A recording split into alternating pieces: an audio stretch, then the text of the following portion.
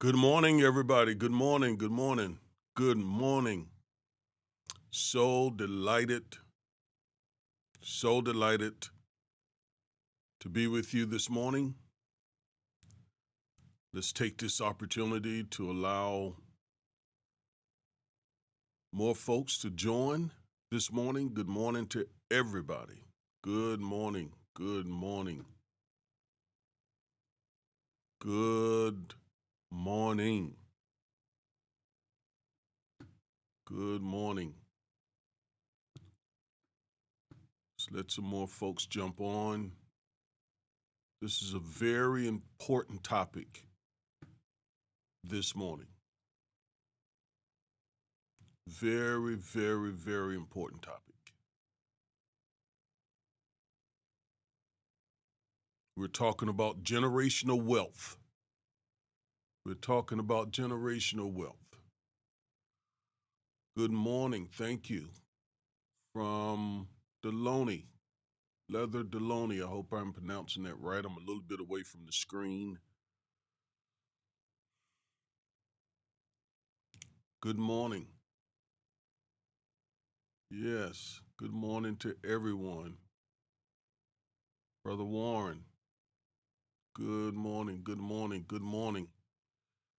Yes, we're going to talk about generational wealth. This morning, we're going to talk about the UN Reparations Resolution that was signed, acknowledged this past week, March 25th. And much of what I've been seeing about this resolution has not been adequately explained. So that's why I'm here this morning. I want to explain to you exactly what we're dealing with here. Okay?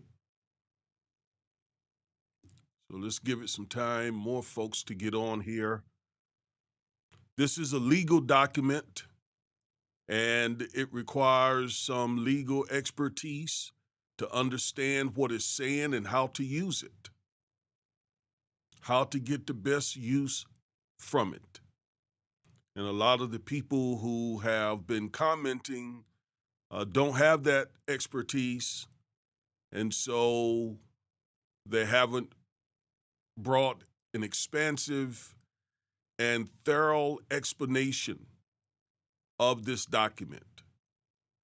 And so it was not important for me to make a video on this early, in the early stages of this, as some folks do. But it was important for me as a lawyer, as an attorney, to bring you thorough information and explanation. So that's what I intend to do here today.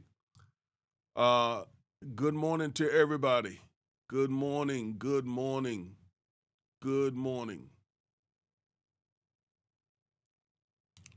good morning. Good morning to everyone. I usually can get your comments.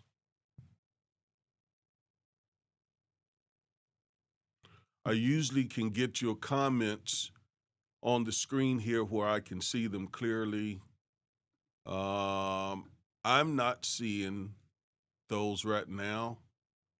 I'm seeing them in this really small space right here. So let me just pull up a little bit. Maybe I can see them better. Thank you. Good morning to everybody, everyone. Good morning. Good morning to everybody. Thank you for tuning in. Thank you for tuning in this morning. Just giving it some time to let everybody jump up here. This is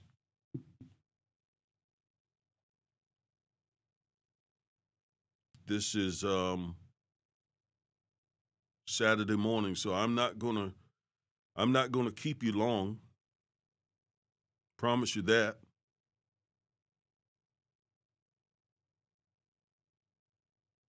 But it is some very important information.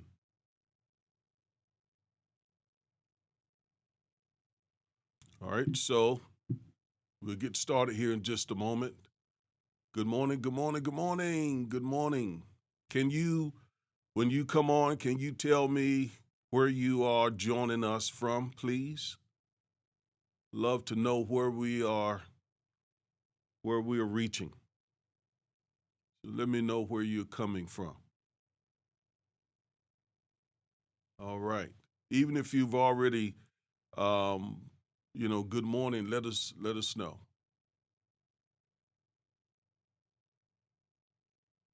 Where are you coming from? Where are you joining us from?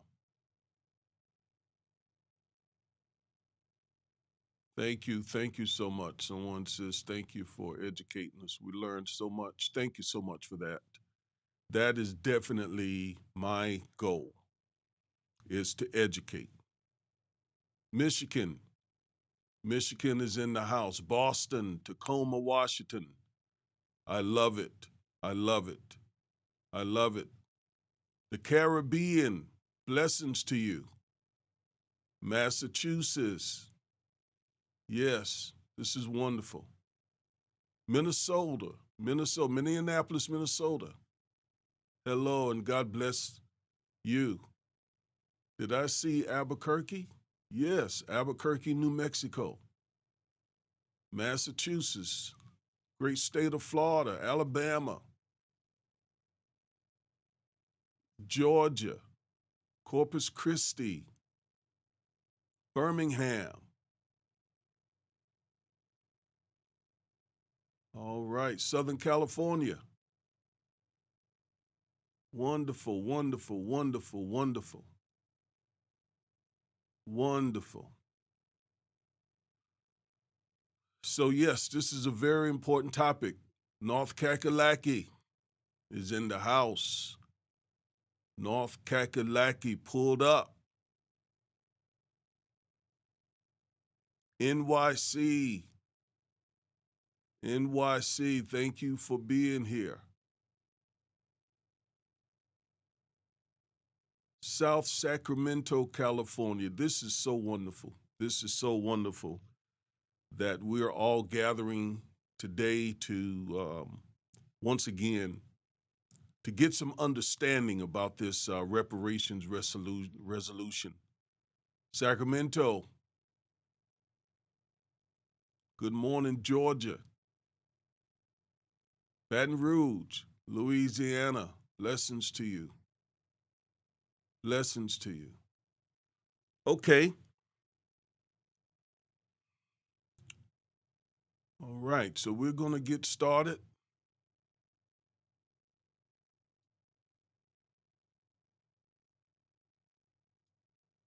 You know, as a part of the title, I asked the question, was or is this resolution strategic or symbolic?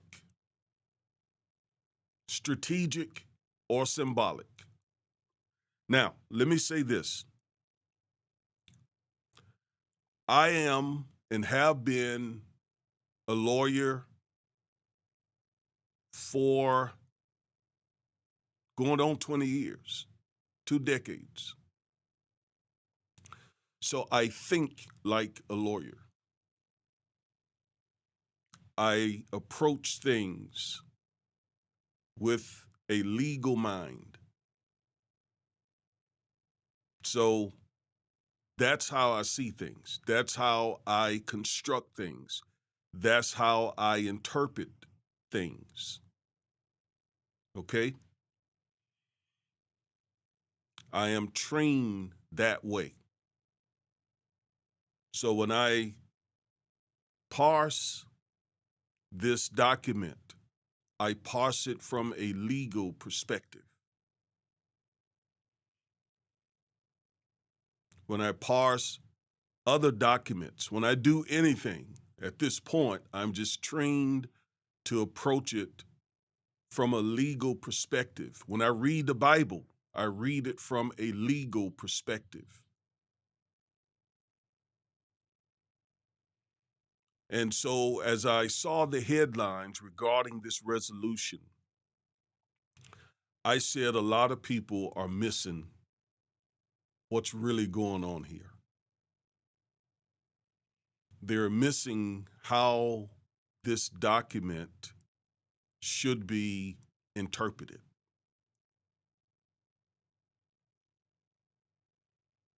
Now, I doubt very seriously that the Ghanaian government officials missed how this document should be interpreted.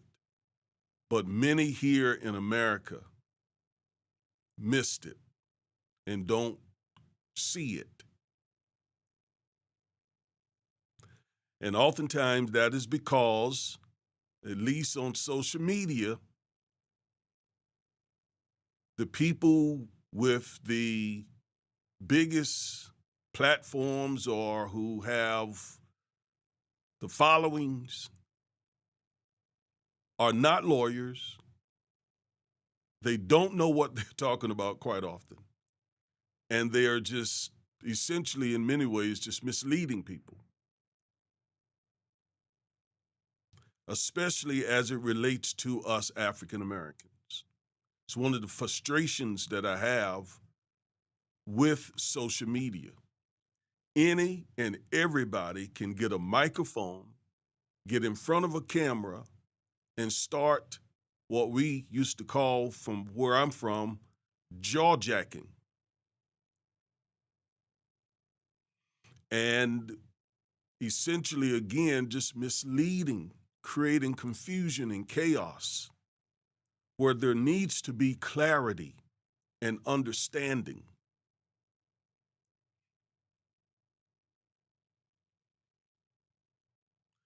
So the biggest narrative that I saw regarding this resolution is the fact that the United States is not a signatory. It didn't sign it. That's been the headline. The headline is the United States did not sign the resolution.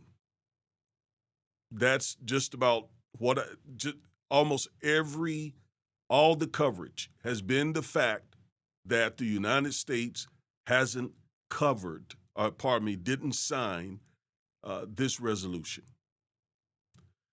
We got to go behind the headlines. We got to go behind the headlines. The headlines are just designed to grab eyeballs, to get you to come, to get you to click, to get you to look. We need to do more than that. We need understanding from people who know who are trained, who have the knowledge, the understanding to explain things accurately. Put it this way, if last week a big event occurred having to do with medicine, something to do with medicine, I would not listen to anyone who's not a physician explain what happened with that medical event. I would want to hear from the medical doctor who has the expertise to explain what that medical event means behind the headlines. If it had to do with what? Any number of things, I would want the people who have the expertise to take me behind the headlines. so that I can get a proper understanding. Okay? So we're talking about the Declaration of the Trafficking of Enslaved Africans and Racialized Chattel Enslavement of Africans as the gravest crime against humanity. All right? So I'm going to do a legal analysis of this resolution, this really important resolution, and as to whether or not it is strategic or symbolic. Actually, it is both. It doesn't have immediate direct legal import, but strategically, it is very, very, very, very important.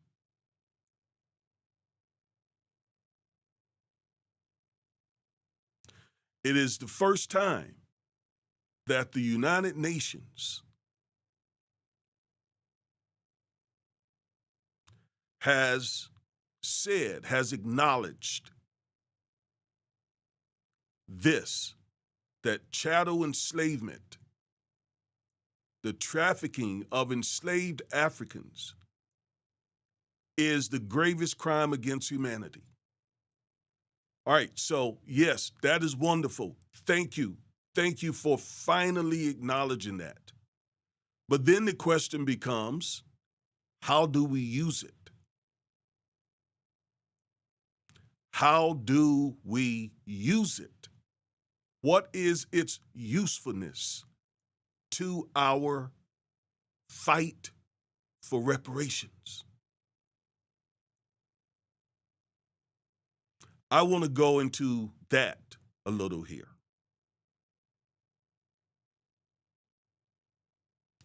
All right, let me get my tools.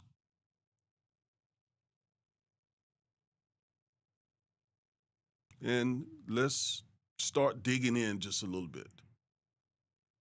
Again, thank you to everybody from across the world who is tuning in.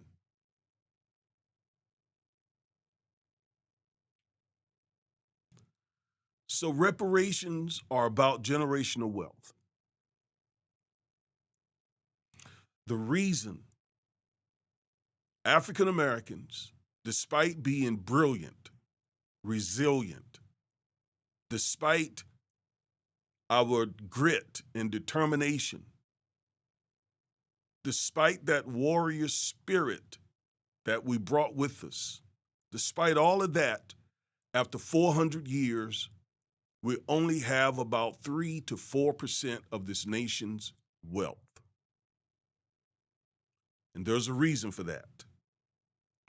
And it is not because, as you would, if you listen to white conservatives and even some of their black sycophants, it is not because we are lazy. It's not because we lack hard work ethic. It's not because of any of those things. It is because of 400 years of oppression, 250 of those years enslavement, chattel slavery,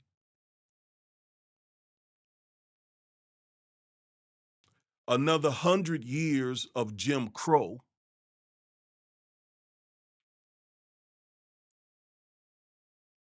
that's 350 or so years of being in this country.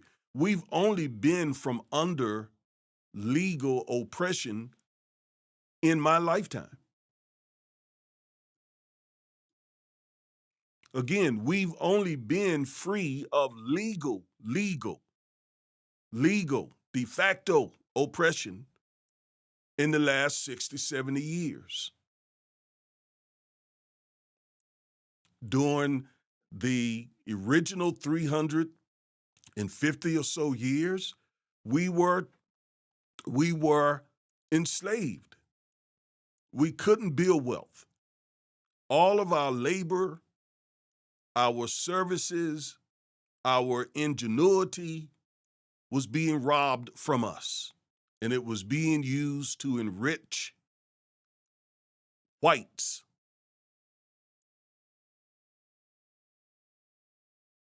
We laid the economic foundation for this country, and we did not benefit at all, and we still have not received our just due. That is why we only own 3 to 4% of this nation's wealth. And whites own the disproportionate percentage of that wealth because of stolen, in fact, you could say robbery. Stolen is when you just steal something from somebody behind their back. Robbery is when you use violence to take someone's property. They robbed us of the wealth that they currently have. So between chattel slavery and then when it ended, you remember they promised 40 acres? That promise was not kept. It was for a few people, few blacks, but then they lost that. We couldn't take advantage of the Homestead Act, which gave millions of acres of land to whites. We couldn't take advantage of that. They wouldn't allow that. And so then they moved us into using black code laws and slave code laws. They moved us into another oppressive system of Jim Crow. And where black people were sharecroppers. Those in the South were sharecroppers. And this is this system where you live on the property and live in the house of a white man. You work for him on his farm. And then you share with him what he wants to share.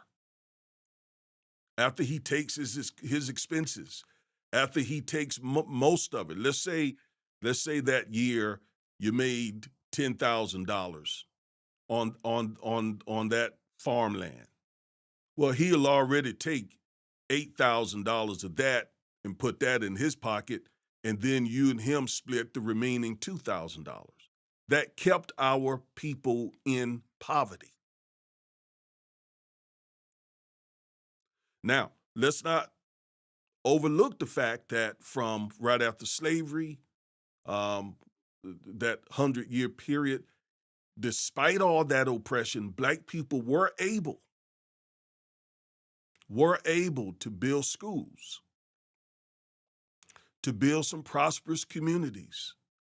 But the conservatives, they love to overstate that as if things weren't that bad. Well, the truth of the matter is, poverty during that Jim Crow period for African American people was very high. 55, 60, 70% in some places. And were not able to reduce that poverty until the civil rights movement. And so today, the poverty rate for black Americans is about 17%, 18, 17, 16%. And all of that happened as a result of the civil rights movement, as a result of the Civil Rights Act of 64, the Voting Rights Act of 65, Fair Housing Act, and other things that Lyndon Johnson did with his war on poverty. Those are facts. But we still have not been able to gather ownership, obtain ownership of our at least proportionate share of wealth in this country. We are about 14% of the population. We should therefore own about at least 14% of this nation's wealth. We've been here 400 years. We built the country. Why haven't we? Well, again, it's been oppression. It's been all these things: convict leasing, redlining, restrictive covenants. They have been very intentional about taking from us and keeping us in a place of oppression. Those are the facts. Our conservative folks love to say, well, no, that's just a victim mindset. That's just victimology. No, those are facts. Those are facts. So reparations are important to close those gaps, those economic gaps, the wealth gap. Reparations is critical to that. Let me share this with you. When you study scripture, you see that the children of Israel were enslaved for 400 years in Egypt. That's a true story. We share that in kind with the real Jewish people. But here's the difference. When they came out of slavery, they received reparations. And it's those reparations that they were able to use to begin to build wealth. We never received that. We never got that.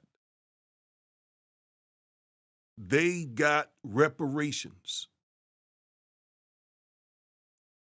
As they were about to exit Egypt, they received lots and lots and lots of reparations for the work that they had done in that country. We have not gotten that, and so we have not had anything to build with. So that's why reparations are so important. It is about generational wealth. It is not just about getting a check. It is about getting what we're owed so that we can build generational wealth and have something to pass on to the next generation of Black Americans. Something to hand down to our children. I remember in law school 25 years ago, 20-something years ago, when I was sitting in class listening. The class was estate trust and estates. And I saw how white Americans used the law to protect in perpetuity their wealth, how to put it away from the government, the state, and so on, how they protected it and kept passing it down generation after generation after generation after generation. You got some very wealthy Blacks. I understand that. But again, when you look at our share of wealth in this country, it is very, very, very low. So they protect their wealth. They protect their generational wealth. They pass it on from generation to generation. We've never had that kind of wealth. And they are so far ahead of us, folks, that we could be the best, hardest working people in the country. We will not be able to close that wealth gap, that huge wealth gap without reparations. And let nobody tell you that we've received reparations yet. White people love to say that the welfare program, reparations, that's bull.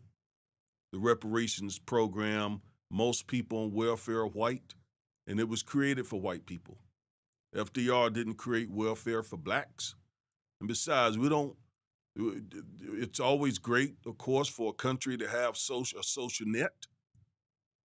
But it's more than welfare that we're demanding here. We're demanding wealth so that we can pass wealth on and so that we don't need welfare. And there's most of the people on welfare, I love to say, I need to point out, are hardworking people. They're the working poor. So I'm not trying to shame anybody who receives welfare of any sort or any sort of government assistance, because most people on those programs are hardworking people.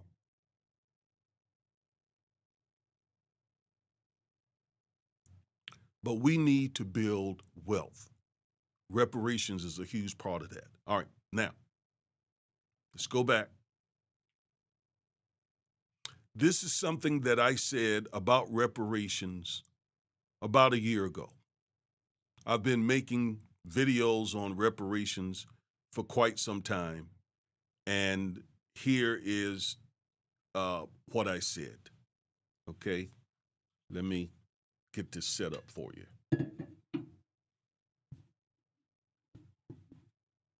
And once again, thank you to everyone who is tuning in. We're going to look at this resolution here in just a second. All right? So, this is what I said about reparations a few months ago.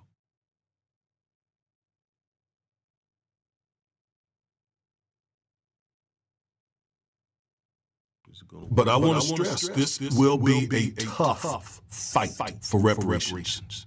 It will take a concerted effort, internationally, nationally. This is a fight that needs to be fought in the UN, in the international courts, our nation's courts, in Congress, City Council. This should be an all-out front for reparations. Not just court cases, because, as I just told you and showed you, they have many ways to get rid of your reparation case.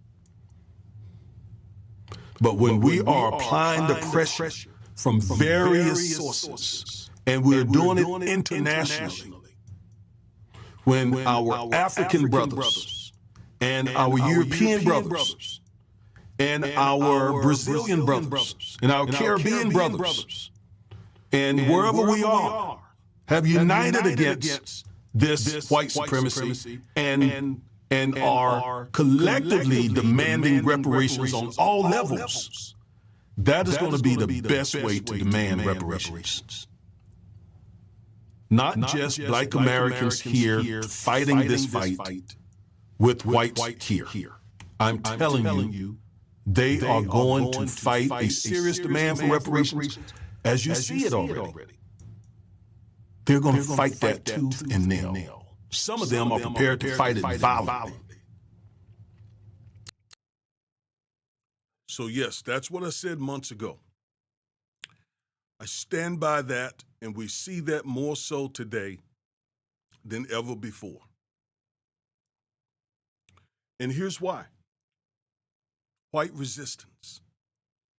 This country has given reparations to many other people.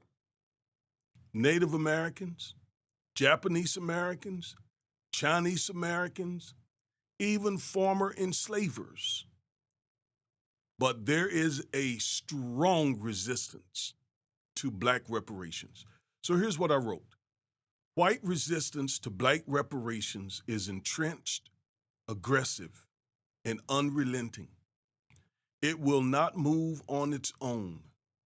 It must be forced through disciplined, nonviolent pressure That includes international pressure, national organizing, direct political pressure on Congress, strategic federal litigation absolutely plays its place, and more. The economic debt is so staggering that it is exceeded only by the moral and spiritual evil that justified it. The debt they owe us is massive. Massive. And as I say here, it's going to take a lot of pressure. International pressure, national organizing, direct political pressure on Congress, and federal litigation. I have studied reparation cases. Okay? I have studied those cases looking at the actual case law itself. Right? As a lawyer, I have access to like LexisNexis legal research, Westlaw legal research, where we have the ability to, we have to, in fact, have the ability to study cases so that we can use those cases in our filings. I have studied reparation cases, and they get rid of those cases so fast. So we will not be able to get reparations from just litigation. The white resistance is, again, entrenched. Entrenched. So we're going to have to fight this on all fronts. We're going to have to make them give us reparations. It will not come through just a court case or just the goodness of their heart. That is not the way we're going to get reparations. That won't happen. Additionally, reparations will require whites to confront a truth they have spent centuries avoiding.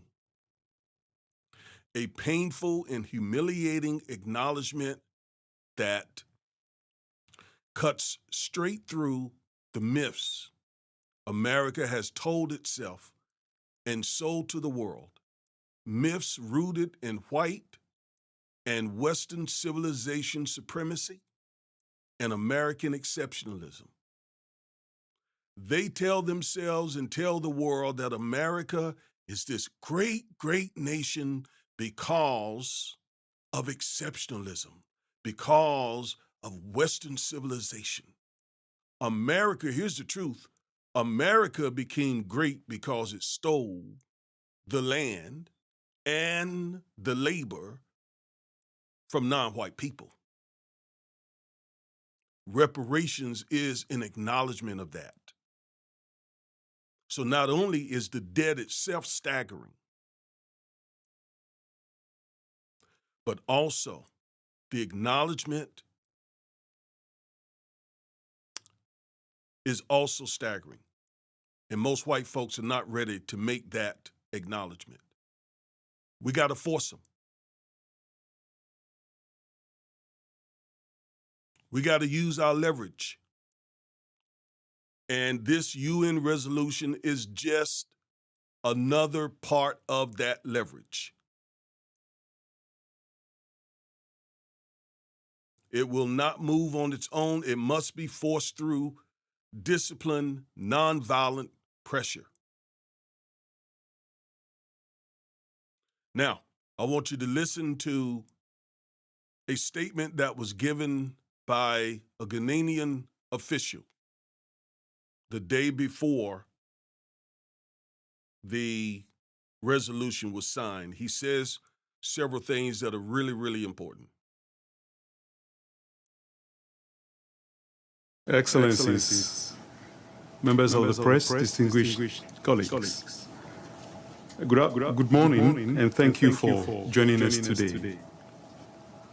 I have the honor to address you on behalf of the Africa Group as part of our collective efforts to mobilize global support for the draft General Assembly resolution entitled Declaration of the Trafficking of Enslaved Africans and racialized chattel enslavement of Africans as the greatest crime against humanity.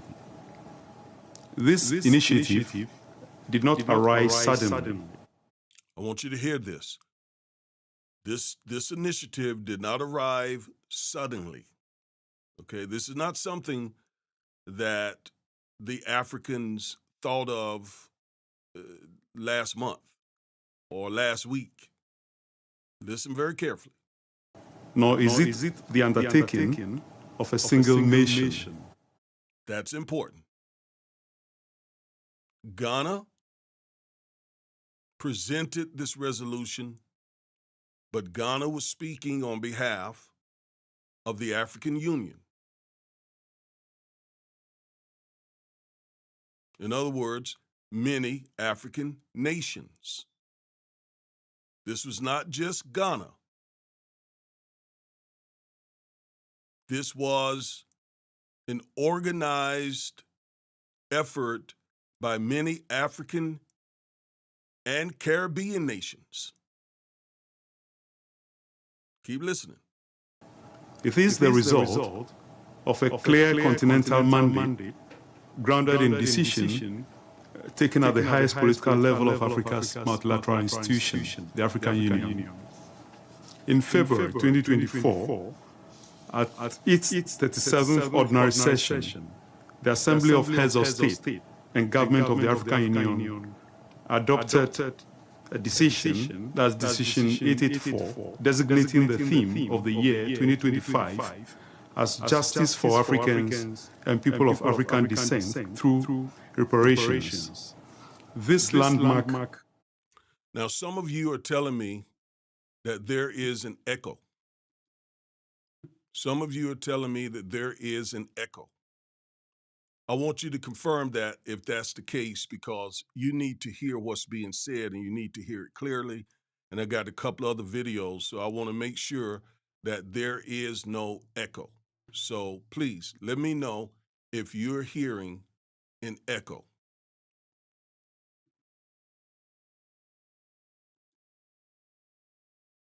I'm waiting.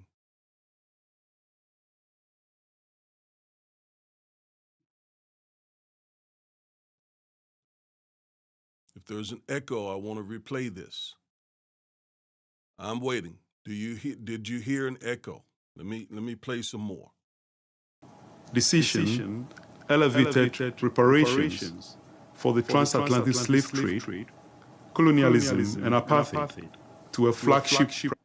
Okay, I got confirmation that there is an echo. So that's no problem. We're going to start this over because I need you to hear this.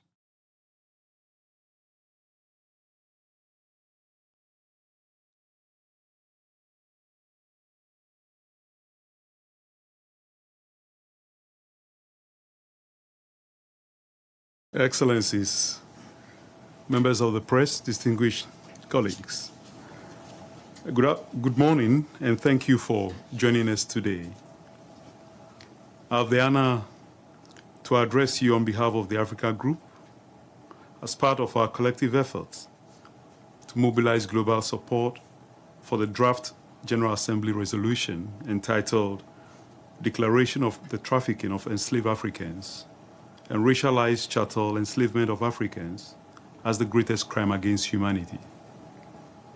This initiative did not arise suddenly, nor is it the undertaking of a single nation. It is the result of a clear continental mandate grounded in decision taken at the highest political level of Africa's multilateral institution, the African Union. In February 2024, at its 37th ordinary session, the Assembly. Okay, now, I think I got rid of the echo, and so you should have heard what was just being said. Once again, let me reiterate. He confirmed, he informed us that this was not just Ghana. This was the African Union, which is an organization of many African countries.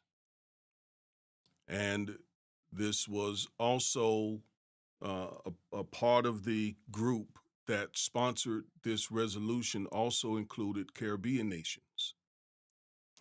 And there was also participation by an American delegation, like the Congressional Black Caucus, um, uh, Ben Crump, Al Sharpton, also supported and was a part of this effort. Okay? But the thing I really want you to understand is this was not just Ghana. This is a continental, as he said, effort by African nations who have been hit really hard from both slavery as well as colonialism. All right? Just keep listening. Assembly of Heads of State and Government of the African Union adopted a decision, that's Decision 884, designating the theme of the year 2025 as Justice for Africans and People of African Descent through Reparations. This landmark decision elevated reparations for the transatlantic slave trade, colonialism, and apartheid to a flagship priority of the Union, affirming Africa's collective commitment to historical justice, dignity, and restoration. Pursuant to this decision, the President of the Republic of Ghana, His Excellency John Dramani Mahama, was appointed African Union champion for advancing the cause of justice and the payment of reparations to Africans. So that's important. President Mahama of Ghana was appointed by the African Union to represent them on this issue of reparations and justice. So that's why he presented it. This was not just on behalf of Ghana. This was on behalf of the African Union, and it says African descendants, which includes all African descendants, the diaspora, the African diaspora. Okay?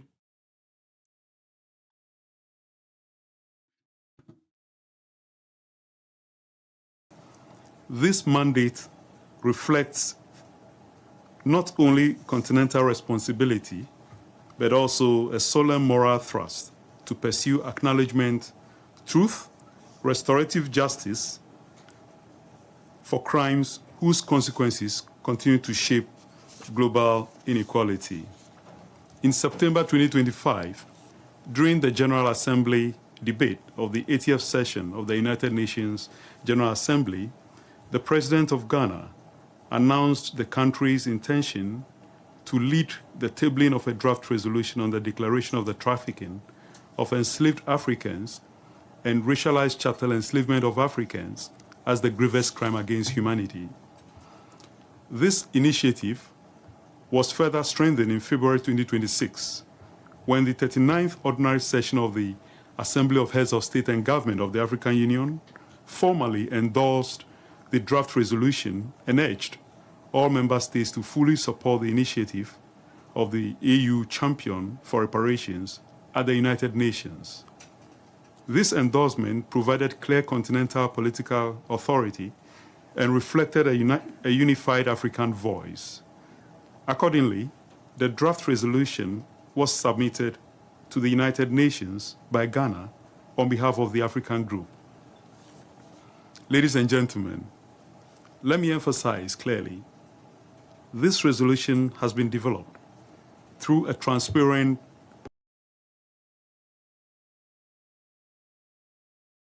Okay, very good.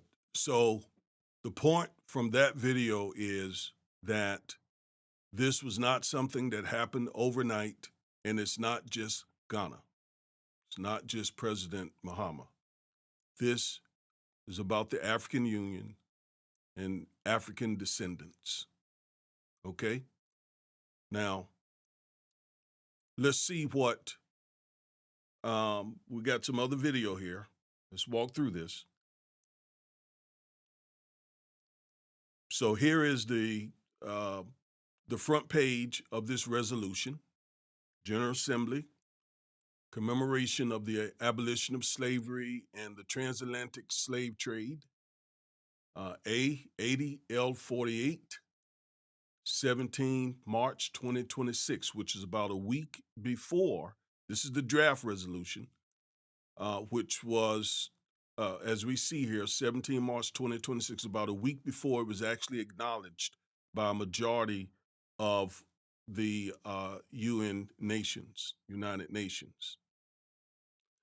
So here we're going to listen to the United States' response to this draft resolution.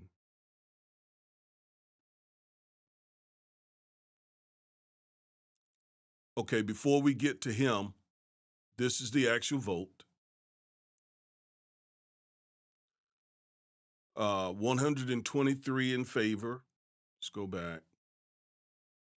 123 in favor, 3 voted against it, and 52 in abstention.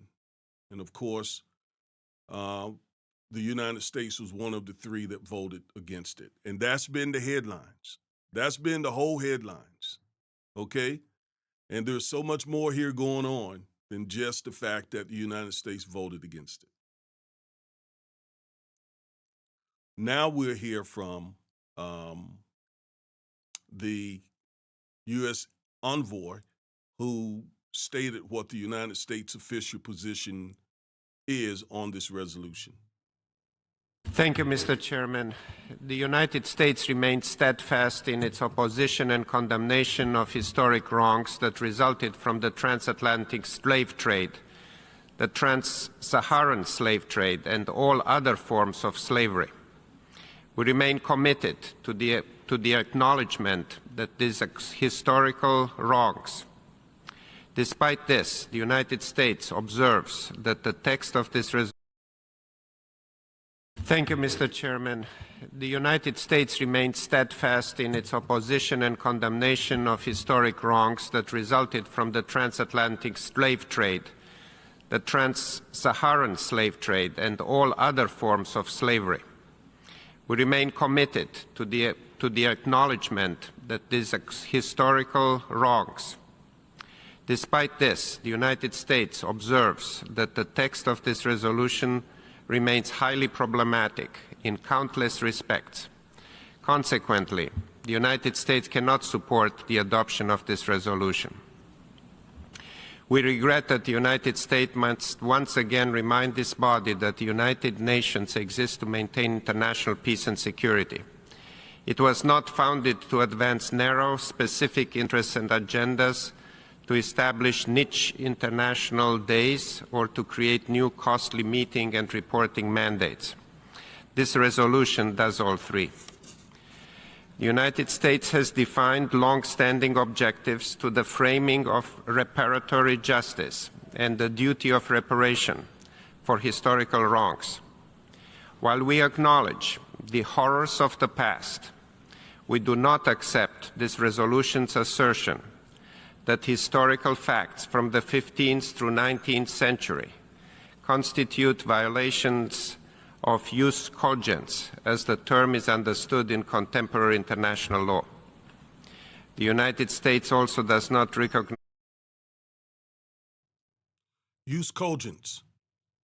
Jus cogens just simply means that it is very obvious and it's flat out that what was done during slavery was absolutely horrific. So they reject that. They also reject reparations, right? So they said, yeah, we acknowledge that slavery was wrong. We were wrong for enslaving blacks. We were wrong for enslaving Africans. But because of these technical issues, because of these interpretive issues, we're not signing on to this resolution. And the number one reason is because they don't want to pay the reparations. For the reasons that I gave you earlier. Okay? So let him finish because he ends this with an extremely offensive couple of statements. As a legal right to reparations for historical wrongs that were not illegal under international law at the time they occurred. In addition to its obvious legal problems, this resolution is also unclear as to who the recipients of reparatory justice would be. The drafters and supporters of this resolution seem to believe it is them. The United States strongly objects to the cynical usage of historical wrongs as a leverage point in an attempt to reallocate modern resources to people and nations who are distantly related to the historical victims. As stated at the outset of these negotiations, the United States I'm not really here to spend a lot of time trying to make sense out of why they said no to this, but a couple of things need to be pointed out. He said essentially that the United States doesn't see where reparations should be paid to our generation when it was when it were former generations of blacks that it enslaved. Bull. Okay, let me just call it what it is, total bull, because there is precedent for paying the heirs of aggrieved people for the wrongs done to their ancestors, and that would be the Japanese Americans. Okay, when the country interned Japanese Americans, it was an earlier generation of Japanese that they did that to, but they paid the heirs of those Japanese people reparations. So that's total malarkey. All right? Just let this guy finish. States also strongly objects to the resolution's attempt to rank crimes against humanity in any type of hierarchy. The assertion that some crimes against humanity are less severe than others objectively diminishes the suffering of countless victims and survivors of other atrocities throughout history. This is not a competition. This attempted ranking is also simply incorrect as a matter of law.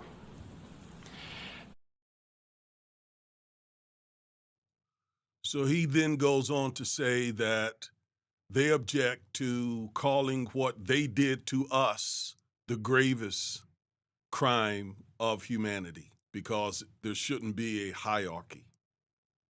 So the nerve of them to tell us how they think we should describe and feel about what they did to us. I mean, the nerve for the United States government to say to Black Americans, to Africans, that they don't think that we should say that what they did to us was the gravest of crimes because that creates a hierarchy. You don't tell us what we feel, what we know, what we think, what we believe about what you did to us.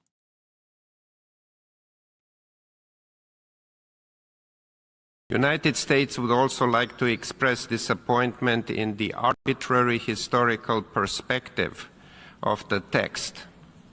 Trafficking in African slaves began long before the 15th century and sadly continued even after the 19th. These dates were clearly selected for political reasons rather than historical accuracy. We're not talking about earlier enslavement.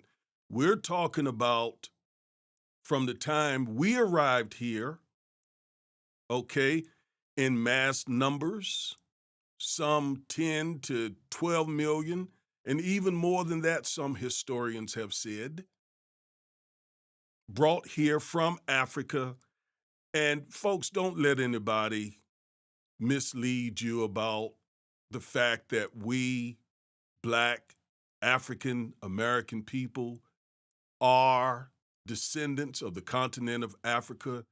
And I'm not talking about just because the Garden of Eden is in Africa and the original Eve was most likely a Black woman. No, just, you know what? There's a simple thing you can do to really just settle that argument if you have any questions. Do what I did. Do your DNA. And your DNA, if you're Black, will come back and it will be a high percentage of existing people there in Africa now. For me, Yoruba people. Okay? My folks primarily came, my DNA is from the Nigerian area, what is now called Nigeria, and the Yoruba people. Okay? And if you were, if a white person were to do their DNA, they would not have a large percentage of African DNA. They may have some, a small amount of something. But we will, because we are Africans, separated by the Atlantic Ocean, but Africans who were born in America, African American. And by the way, I'm a Pan-Africanist, right? I love the African continent. I love sub-Saharan Africa. I love the African people. All right? And I strongly believe that Africa needs to be fully liberated, fully free, in control of its own resources. And I believe as a Pan-Africanist that should happen, that must happen before Black people anywhere in the world will be respected. Japanese Americans are respected because Japan is. Chinese Americans are respected because China is. Black people typically do not get the respect that we deserve because our original motherland is not. So while we fight here in America for all that we deserve here, we also need to be connected to, we need to support the freedom, the development, the resources and so forth that the continent, especially sub-Saharan Africa, has, all that wealth that it has there that other countries rob from it quite often. So don't let anyone tell you that we are not African people and that most of us arrived here on slave ships. There's confusion about that now on social media.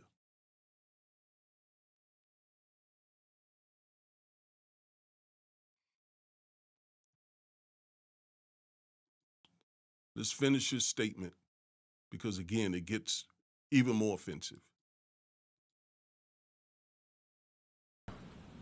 All trafficking of enslaved Africans and racialized chattel enslavement of Africans deserve to be condemned, not merely the political expedient.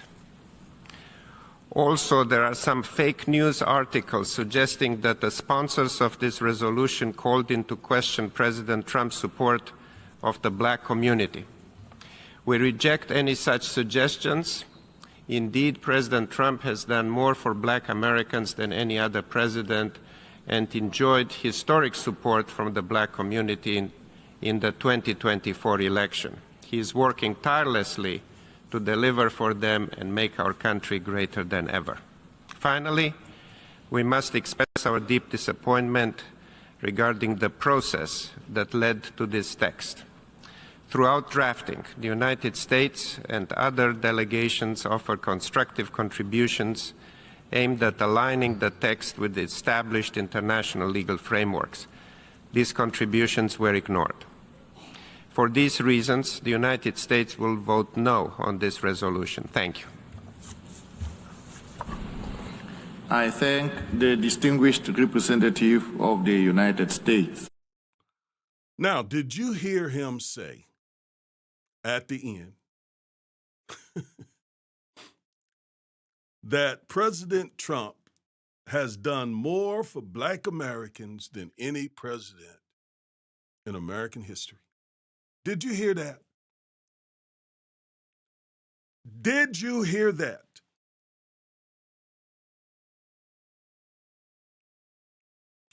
Put yes in the comments if you heard that.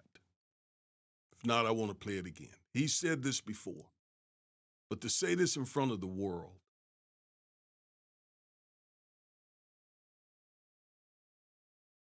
he's done more for Black Americans than any president in American history, is what he claims. Whew. I have to take a deep breath every time I hear that. It sounds paternalistic. First of all, it is grossly false. It's grossly, factually, demonstrably false. It's easily proven to be false.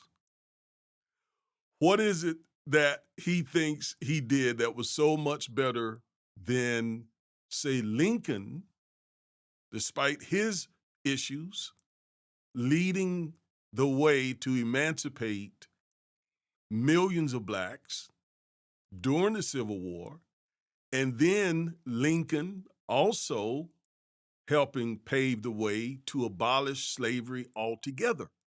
What is it that he thinks he did that's greater than that? Or what is it that he thinks he did that's greater than Lyndon Johnson, with all his racial issues, pushing the Civil Rights Act of 1964, or the Voting Rights Act, which Trump's trying to undermine as we speak, of 65, or the Fair Housing Act, the war on poverty, and so much more. What is it that he thinks? So they will say things like, well, he gave more to HBCUs than any. That is total lies. Total. $255 million was what Trump gave Black HBCUs in his first term, folks. And Congresswoman Alma Adams of North Carolina had to force that. Look up a man named Walter Kimbrough, an HBCU president. Look him up, Walter Kimbrough, Kimbroughh.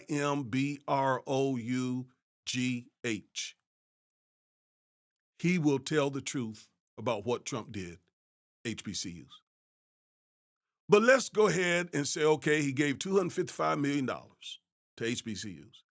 It doesn't compare to the $16 billion that Joe Biden and Kamala Harris gave HBCUs. So what else?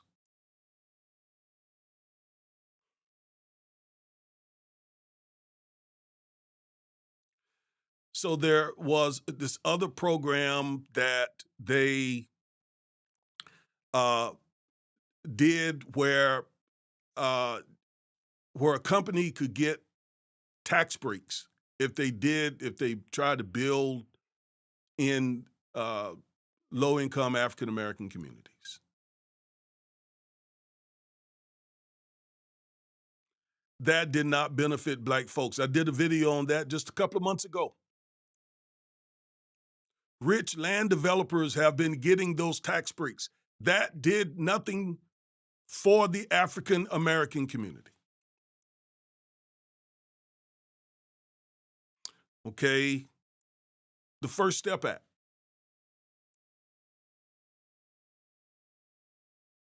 I'm naming the things that they will point to say that he was the greatest president for the black community ever. And I haven't even dealt with this when he said he's working tirelessly now on behalf of black people. Oh my God. Oh my God. I'll come down in just a second. Whew. Lord have mercy. I'm sorry, y'all. I'm having a moment. I'm just having a moment. And I'm having it in front of you live on air. I'm having a moment just thinking about just how ridiculous that statement is for those of us who know the truth. Okay. First Step Act. That was a bipartisan effort that was being worked before Trump even got elected. And reportedly, he had to be pushed into doing that. Okay. He gives the impression that he said, you know, I want to do something for the black people. So I'm gonna come up with I want to do this First Step Act. Folks, they were already working on that before he got elected. Bipartisan effort. And reportedly, Jared Kushner and Van Jones had to push him to sign it. And the GOP, MAGA, opposed it. They didn't want it done. And they continued to work against it.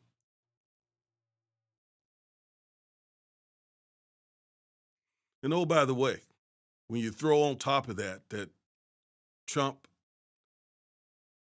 caused the execution of black federal inmates, not just black, but black and white, but a disproportionate number of blacks. Now, look, I've represented criminal defendants, and I'm happy that there's anything to help those who are locked down. And there has been some good things, and there have been some people who have been released. But again, he takes credit for that and played a minimal role about bringing it to being. He signed it into law, yes, but with pressure.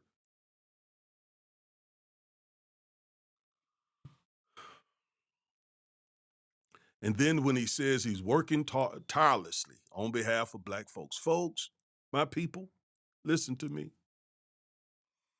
Trump is working to undermine. He is misusing the Civil Rights Act of '64 against us. The Save America Act will disenfranchise a bunch of blacks. He put 3 far-right justices on the Supreme Court who have done damage to the Voting Rights Act. He has put people in place in HUD to undermine the Fair Housing Act. I've made all these videos. He is gaming. He's running game.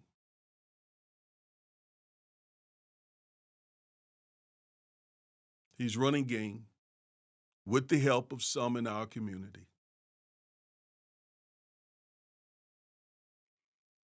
which caused a whole lot of black folk not to vote, or a whole lot of black folks to vote for Trump,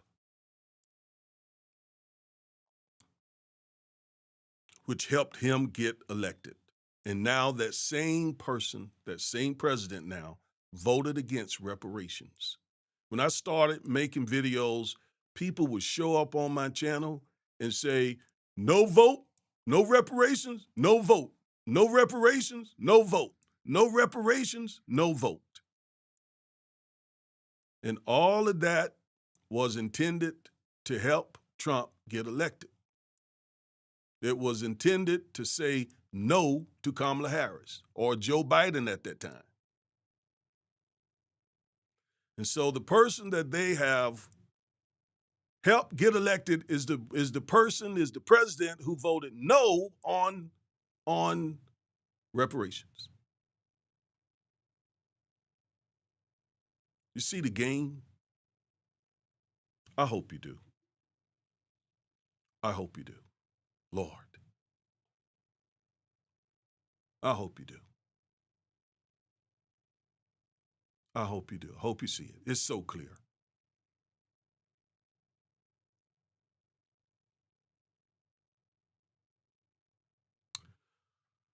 Okay. It is crucial that we look at certain provisions of this resolution. There's a lot in it. Not just that one part about slavery being the cruelest, most horrific thing to happen to black. There are other things that are also very useful. Declaration of the trafficking of enslaved Africans and racialized chattel enslavement of Africans as the gravest crime against humanity. The General Assembly. So I'm going to read. I read the thing, obviously, and I want to go through some of the parts of it that I know that we lawyers can use going forward to push reparations. Okay?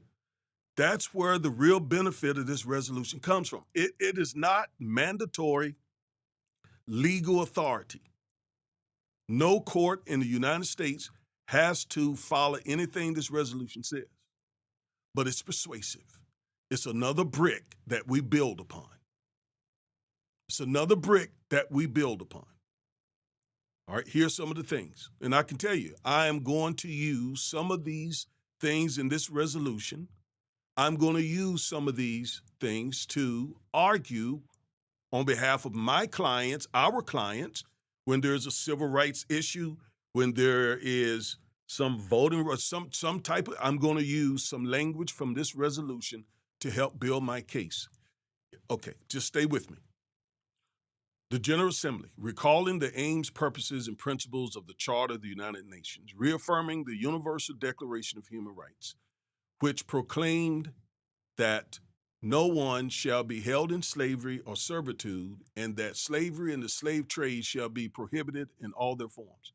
Reaffirming also the principles of equality and non-discrimination in the Universal Declaration of Human Rights, and encouraging respect for human rights and fundamental freedoms for all without distinction of any kind, such as race, color, sex, language, religion, political or other opinion, national or social origin, property, birth, or status. Now, listen to this part. I want you to hear this really, really carefully. Recalling also its resolution, 2142 of 26 October 1966. You see, this has been a long game. That's what that ambassador was saying. This has been a long game here, fighting for reparations. This didn't just happen. In which it proclaimed March 21 as the International Day for the Elimination of Racial Discrimination. Some of these dates that I'm going to read to you, these dates need to be holidays for us because we got to build on this momentum. We can't just let this be a piece of paper that we forget. We got to build on this. We got to take this and put this in the toolbox. That's what I'm going to do as an attorney. That's what I'm going to do. This is some tool. This is a tool, another brick to build this wall toward reparations. Okay? Are you with me? 6119 of 28 November 2006, in which it designated 25th of March 2007 as the International Day for the commemoration of the 200th anniversary of the abolition of transatlantic slave day. slave trade. So March 25th, 2007, the UN commemorated the 200th anniversary of the abolition of transatlantic slave. The 17th of December 2007, in which it designated March 25th as the International Day of Remembrance of the Victims of Slavery and the Transatlantic Slave Trade. So March 25th every year should be a holiday so that we can keep the memory of these things going. 75-170 of 16 December or December 16, 2020, in which it proclaimed 31 August as the International Day for People of African Descent. August 31st should be another holiday for us that we celebrate. Okay? 13th August 13, 2024, in which it proclaimed July 25th as the International Day of Women and Girls of African Descent and recognized their significant contribution to the development of societies and the importance of ensuring their full, equal, and meaningful participation in all aspects of life. July 25th should be another holiday for our community where we celebrate the significant contributions of Black women in the fight for reparations, in the fight for racial equality. July 25th. Okay? 8106, 5 December 2025. Look at this, in which it proclaimed December 14th as the International Day Against Colonialism in all its forms and manifestations. December 14th should be a holiday in which we basically recognize it as a day to condemn colonialism. Recognizing how little is known about the 500-year period of colonialism, the transatlantic slave trade, its lasting consequences felt throughout the world, and condemning in the strongest terms the crimes committed during the colonial era. You see, you cannot look at slavery without looking also at colonialism. They're connected. The same people did both.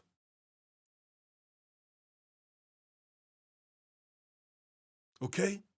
The same people did both. They are connected.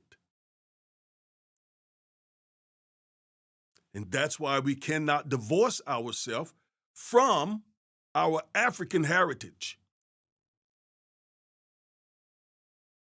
while at the same time protecting our African American rights.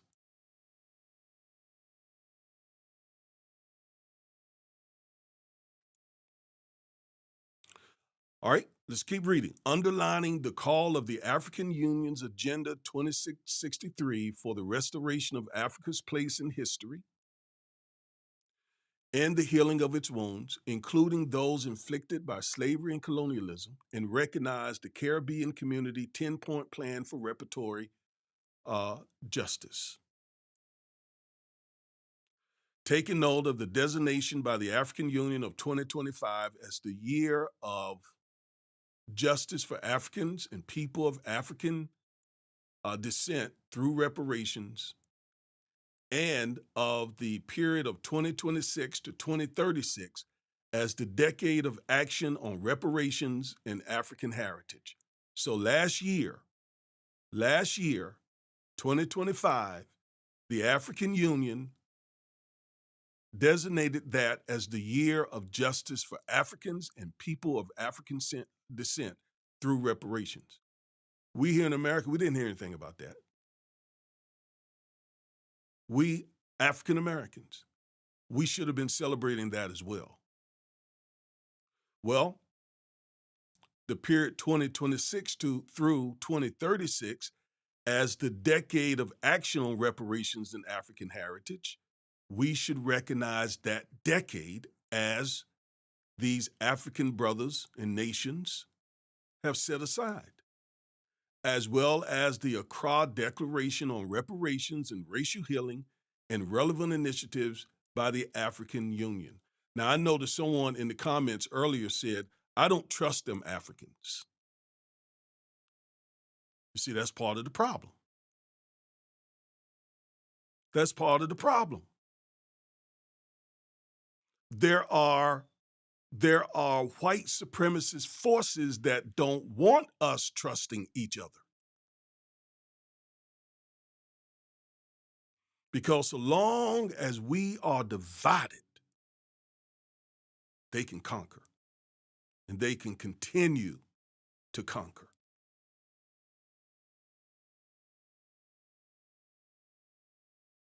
That's the way they have always been able to conquer and continue conquering. During slavery, they used division to keep us enslaved. They used division to keep us enslaved. Whenever someone was trying to rebel against slavery, during American slavery, they would always have some black person that they would use to divide and then go back and tell what we were actually doing. We saw that during the Civil Rights Movement. To keep us divided, a house divided cannot stand. That's what the Lord said. So yeah, their plan is working beautifully when some of us on both sides of the Atlantic Ocean, because there are Africans who think the same way. I acknowledge that. There are Africans who think the very same way about African Americans. I don't trust them African Americans. I don't trust them I don't like them African Americans. That's their plan. That's the white supremacist plan working like a charm. And when we African, I don't trust them Africans over there, them original, them black Africans. I don't trust them. I don't like them. That is the plan being worked so beautifully. And it's the reason they're able to continue this mess.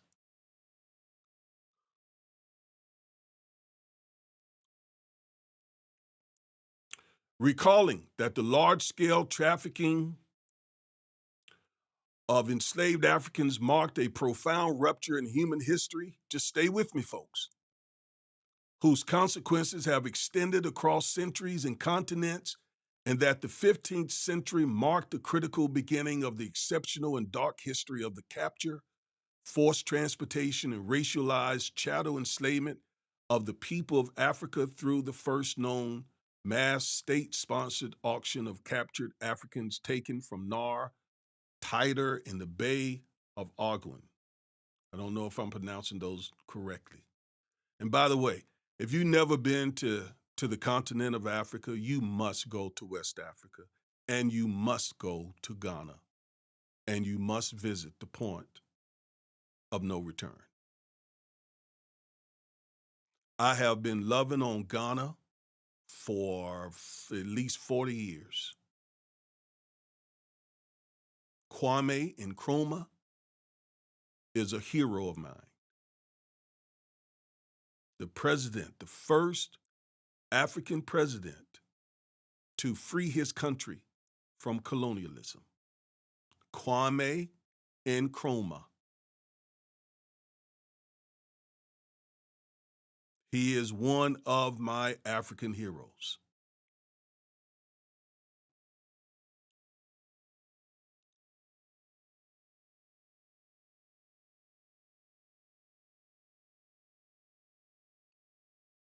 Now, let's read some of this. This is how they actually enslaved us, or how they justified it.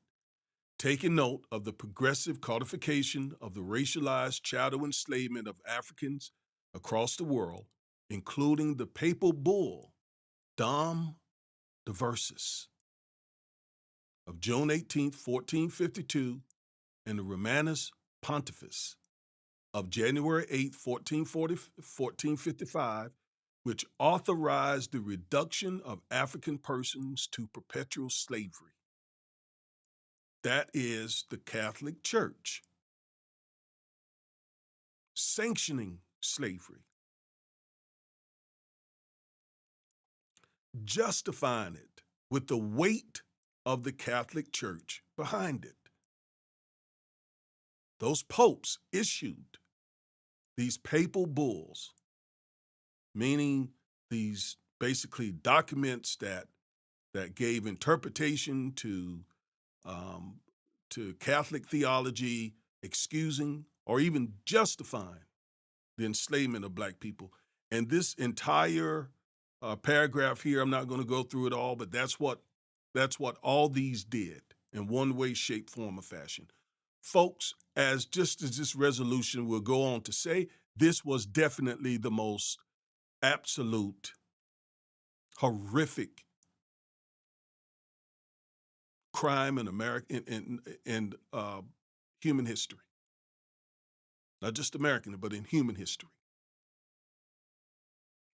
Now, let's get to some things that I'm telling you is going to be, we're going to use it, and I'm sure others who understand this from a legal perspective. This was not just symbolic. This was a strategic move on behalf of the African Union. This moves us further and closer to reparations. This builds momentum, reaffirming the crimes related to the trafficking of enslaved Africans and racialized chattel enslavement of Africans are not subject to statutory limitations. Very, very, very important. Because the cases that I have read on reparations, the U.S. cases, that is always one of the things that the judge will say. This is beyond the statute of limitations. Slavery happened back in the 19th century. Well beyond the statute of limitations. The statute of limitations, for you who don't know, is that period where you must file your lawsuit. Otherwise, it goes away. If you file it after that statute of limitations date, it's done.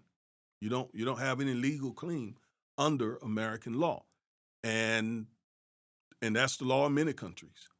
Well, these people, the world, 123 nations agreed that there should be no statute of limitations for trafficking slavery. Recognizing that the inception of racialized chattel enslavement was historically unprecedented in its legal and structural design, being the first global regime to codify human beings and their descendants as inheritable, alienable, and perpetual property, to convert human reproduction into a mechanism of capital accumulation, and to institutionalize racial hierarchy as a governing principle of international political and economic order. Now, I want to say something here that is really important. So, many whites will look to the Bible to justify slavery, even chattel slavery. And sure enough, in the Bible, you will find where God in the Bible says that Israel could own people as property. Okay? You'll find that. And you'll find not only chattel slavery, but lifetime slavery. You'll find that. But listen to me carefully. The American slave system is condemned by Scripture for two reasons. Number one, that slave system in the Old Testament that God permitted. Now, he did not, and listen to me carefully. When I say God allowed it, I mean just that. He did not will it. We're in a fallen world. Ever since Adam's disobedience in the Garden of Eden, we've been in a fallen world. So God didn't want any of this to happen. God didn't want slavery to happen, murders, or anything else. He created a perfect world. It was Adam who disobeyed God and allowed this stuff into the world. Every day on this planet, millions of people die unjustly. That is not God's will. You want to know God's will for humanity? Read Genesis 1 and 2. That's where you'll see it. And then read Revelations, starting chapter 22. Everything in between those two periods is the result of the fall. And it's full of evil. So don't blame God for that. Adam is the one who did that. And Lucifer is the one who deceived him and tricked him into doing it. So now that we're in this fallen state and we got free will, God does allow these things to happen. But back to American slavery. They cannot justify American slavery with the Bible for two reasons. Yeah, they can say chattel slavery was endorsed by Scripture. Yeah, they can say lifetime slavery was endorsed by Scripture. But number one, it was not based on race. We were enslaved because of our race, because we're black. And that's a term they created. That's why I prefer African American. Because I'm not black. You see this? That's black. But I know what it means. I'm not, really, stuck on it. But I prefer African American.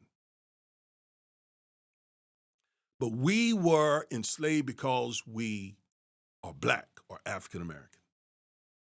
That is not endorsed by Scripture. Because God does not have favorite races of people or a favorite race. That's what they've told us. It's not true. White supremacy is a lie. Whites are not supreme. That is a false ideology. So they cannot, number one, justify the American slave system using the Bible because the Bible never, ever endorsed race-based slavery. Yes, Israel took other nations into slavery, but that was because of war. That was because of, those nations being unjust toward Israel, but it was not because of their race. It was not the Lord saying, go and enslave those people over there. No, it was those people over there because those people over there were evil. They were not followers of God. They hated Israel and so on. The second reason why they cannot use Bible to justify slavery is because the Bible never, ever endorsed stealing people. In fact, it strongly condemns it.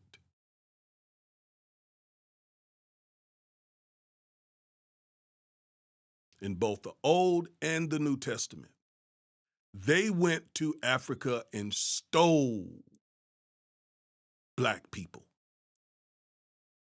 Stole, chained, and brought us back over here and enslaved us. That is not endorsed by Scripture.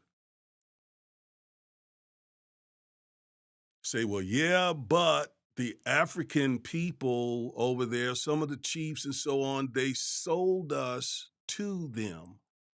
Well, I've explained this before. Let me explain it again. It's in the law. So let's say let's say for some unforeseen, some just crazy, just unthinkable reason, a parent is so messed up here in this country, in their minds and heads and heart and everything else, that they sell their child to a trafficker. Just work with me.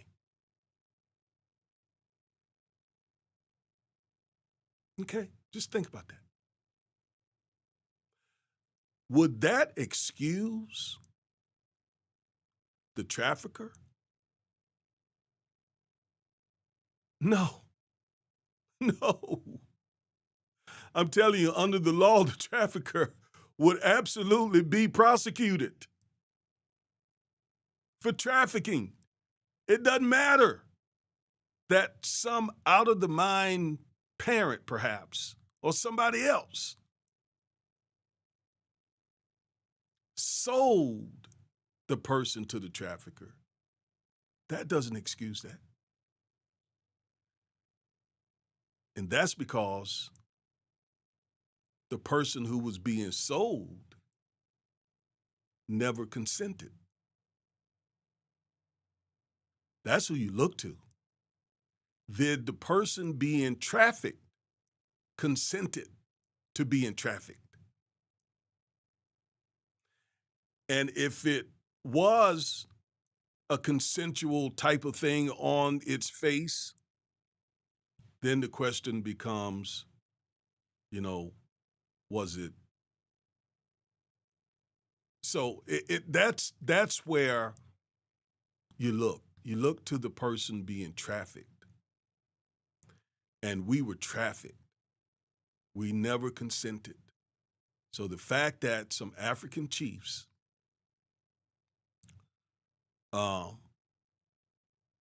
sold us into slavery doesn't excuse it. That's still man stealing. That's what the Bible calls it, man stealing. And man stealing in Scripture carried with it the death penalty.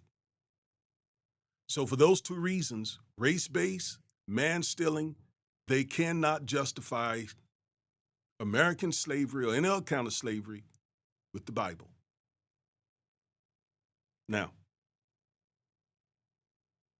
let's go back.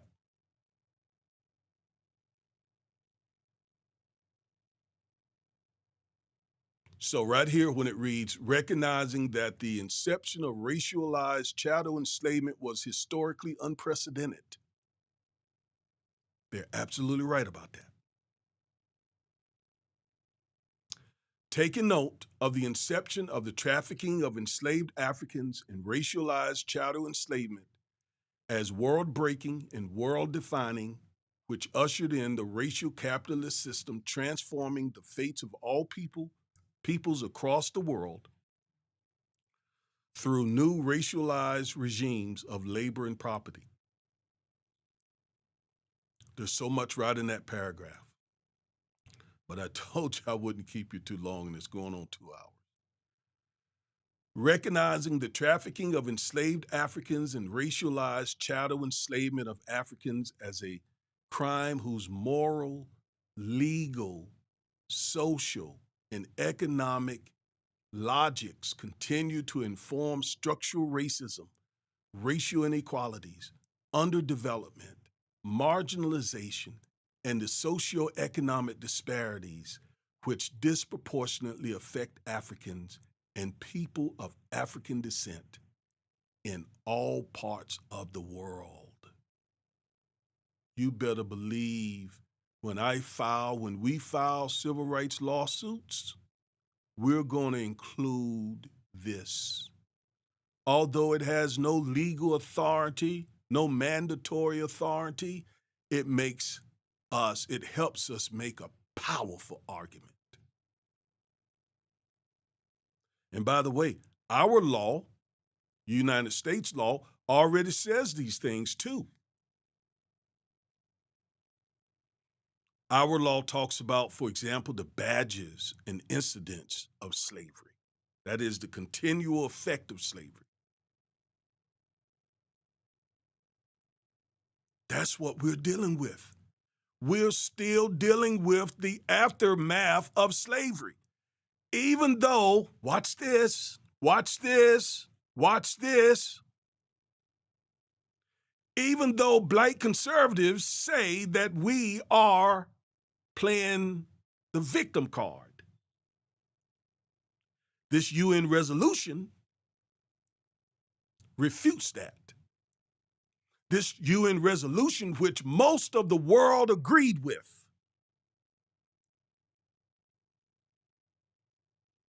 says that recognizing the trafficking of enslaved Africans and racialized chattel enslavement of Africans as a crime whose moral, legal, social, and economic logics continue to inform structural racism, racial inequalities, underdevelopment, marginalization. All of those things are branches of the same slave tree. We're not making those things up. You ride through a black community and go into what's commonly called the ghetto community. That didn't happen in a vacuum. That is the result, an outpouring, a branch of slavery. Because the people who did slavery, the people who implemented and instituted slavery and Jim Crow, those people have died. But folks who share their worldview still exist. And in many ways are running the government today here in this country.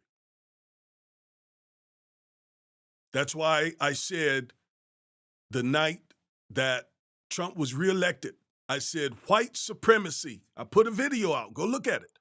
White supremacy won tonight.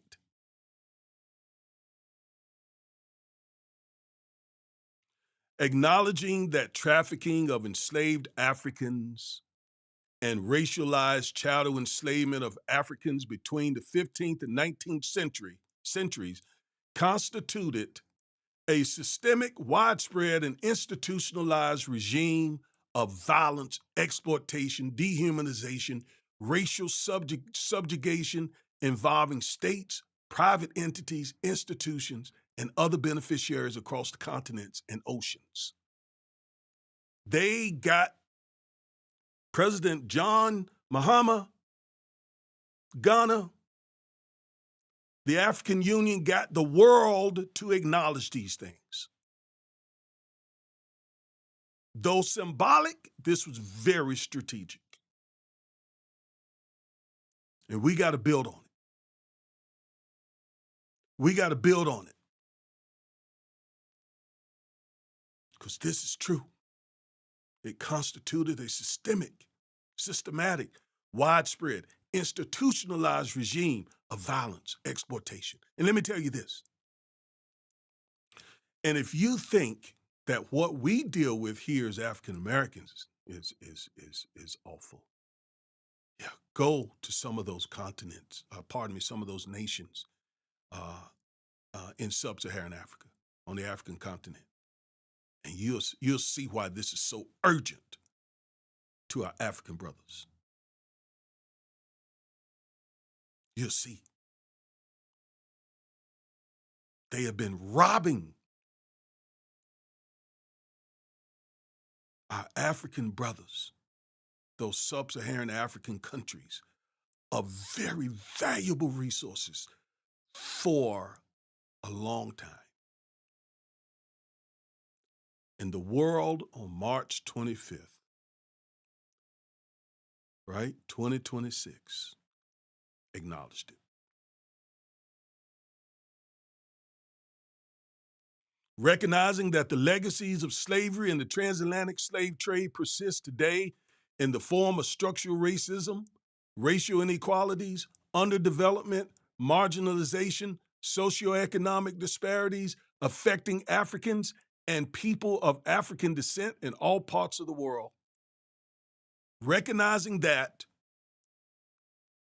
This resolution goes on to say, unequivocally condemns the trafficking of enslaved Africans and racialized chattel enslavement of African slavery in the transatlantic slave trade as the most inhumane and enduring injustice against humanity. And the world agreed, except for the United States, Argentina, and Israel. Declares the trafficking of enslaved Africans and racialized chattel enslavement of Africans as the gravest crime against humanity. There's that language that everybody caught on to, and it's very important language. But as you see, there's so much more here. There's so much more. Emphasizes the trafficking of enslaved Africans and racialized chattel enslavement of Africans as the gravest crime against humanity by reason of the definitive break in world history, scale, duration, systemic nature, brutality, and enduring consequences that continue to structure the lives of all people through racialized regimes of labor, property, capital.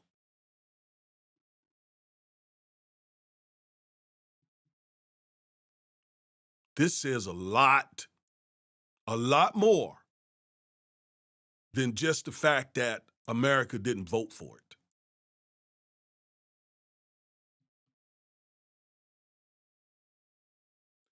Recognizes that the trafficking of Africans and racialized chattel enslavement of Africans constitute violations of just cogents, again, which is just flat out, totally illegal, wrong, in your face. That's me and my words. That's my paraphrase of that legal term. It reaffirms its collective recognition of the profound and lasting impacts of the abhorrent regimes of slavery and colonialism and the persistence of racial discrimination and neocolonialism. Neocolonialism is the new type of colonialism. Okay? It's the type in Africa. It used to be whites actually living in Africa and just taking over. Now, not so much that, it's them working through corrupt leaders. Sort of a new style colonialism. And neocolonialism on Africans and people of African descent, and how this continues to cause immense suffering, cultural disruption, economic exploitation, emotional trauma, and unending discrimination endured by Africans and people of African descent throughout history. And don't you just condemn those corrupt leaders in Africa. We got corrupt leaders right here, right amongst us. It affirms the importance of addressing historical wrongs affecting Africans and people of African descent in a manner that promotes justice, human rights, dignity, and healing, and emphasizes that claims for reparations represent a concrete step towards remedying historical wrongs against Africans and people of African descent. Last paragraph. Notes that in various historical contexts, reparations and other forms of redress have been provided in respect of other grave crimes committed against particular groups. That is so true. So many other groups have been given reparations. But when it comes to the black man, there is tremendous white resistance. And as I told you from the beginning, because the debt is so staggering and the acknowledgement so humiliating,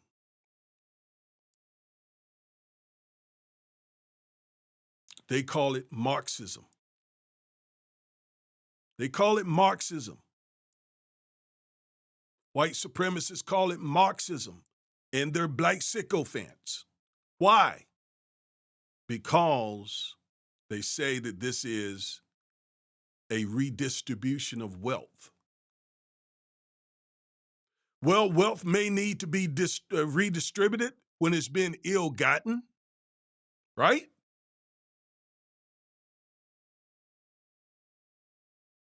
When those Japanese Americans got $20,000 in reparations from the United States, that was a redistribution of wealth. Nobody called it Marxism until it's black people.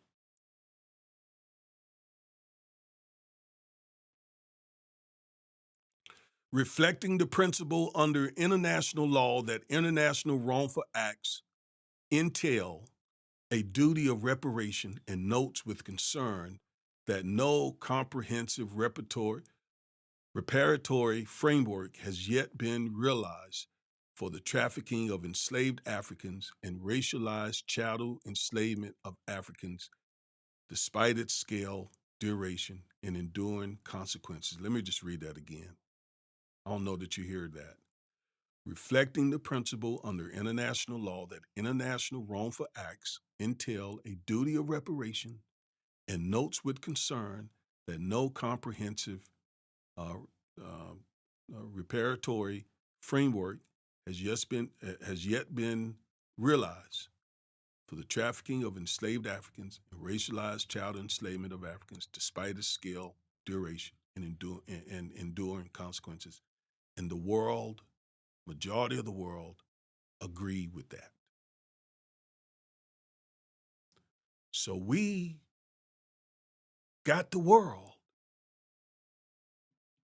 just where we want the world to be, acknowledging the grave injustice done to black people. That is not just symbolic, that's strategic if we use it correctly. So that's why this is called How We Use the Ghana UN Reparations Resolution. That's what I have written across the bottom.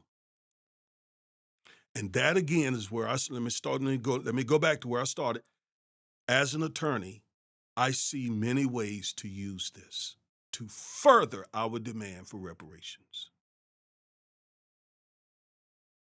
I didn't expect America to do anything but what it did. Especially with Trump in office. This man is working every day to undo civil rights, black progress, despite what that man, despite him saying he's working every day. I know what he's doing. It's being reported too. If you're just read and research, it's being reported. Just in the last 3 months, over 500,000 black men lost jobs. Now you got some black folk out here, well, that's AI. That's not AI. Come on. Those anti-black policies that are a part of Project 2025.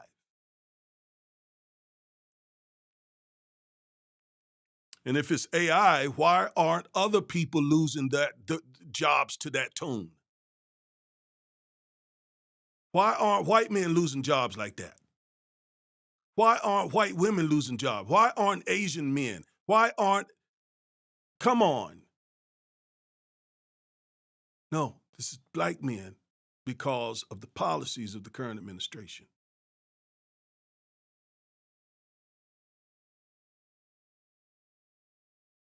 So the world acknowledge the gravest, worst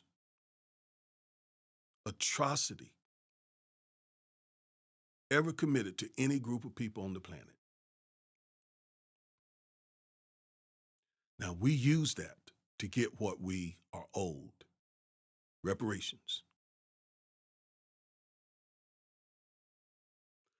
All right, I really kept you longer than I intended.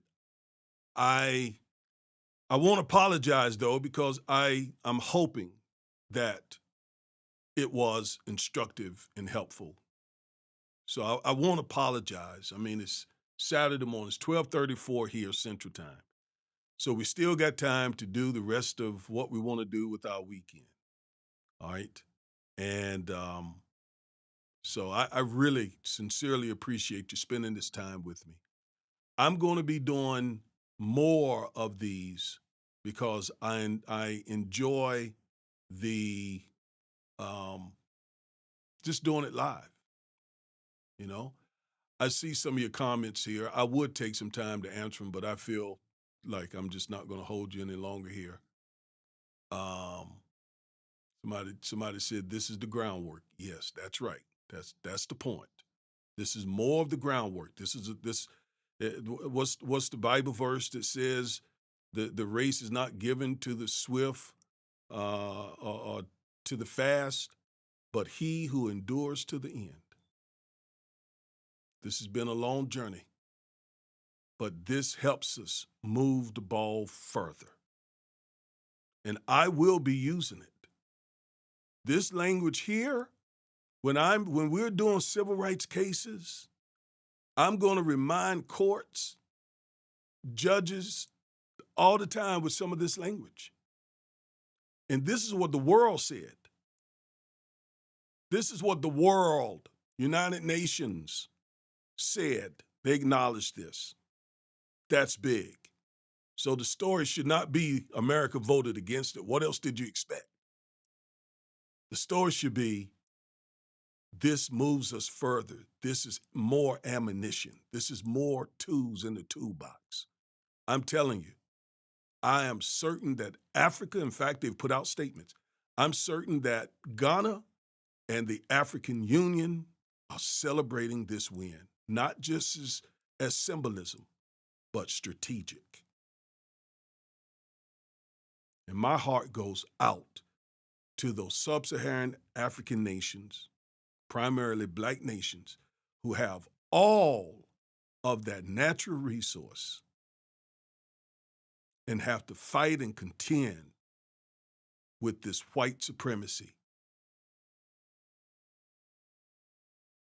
and so on. So we are praying for our African brothers. Their liberation, full, complete liberation economically, will make things a lot better for blacks around the world. So with that, I'm going to end. Once again, thank you, and I'm out. God bless you.